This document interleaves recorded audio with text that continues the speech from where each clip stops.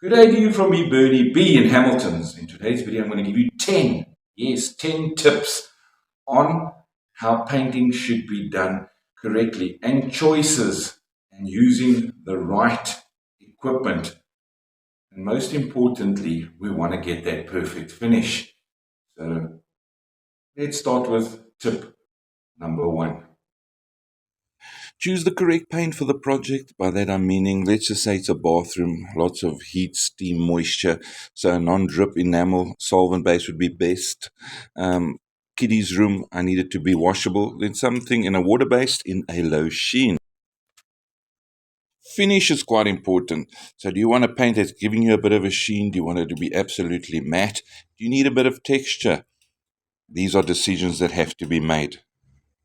Based on the paint you're buying, see what the spread rate on that coating is and go and measure the areas so that you order sufficient paint. You don't want to be running out of paint halfway through the project because that can be quite frustrating. And before painting the walls, they should be in a clean, dry and sound condition. So a good idea, before painting existing painted walls, give them a good clean with some sugar soap. You definitely want to put down some drop sheets to prevent paint spills. I prefer Hamilton Super Soaker because this is an absorbent protective covering. It's non-slip as well, and it's waterproof and reusable and very cost effective. Don't skimp on quality when buying brushes and rollers. You're going to end up painting more coats, time consuming, and use the right roller for the right surface, like a polypile for a smooth, classic for a rough wall, and decent quality brushes as well. You don't want to be there pulling hair out of your coating, and you want the perfect finish.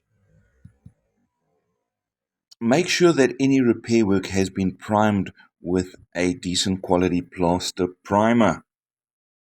And if you're using a solvent-based primer, remember you should be using a quality solvent-resistant roller like the polypile for smooth surfaces.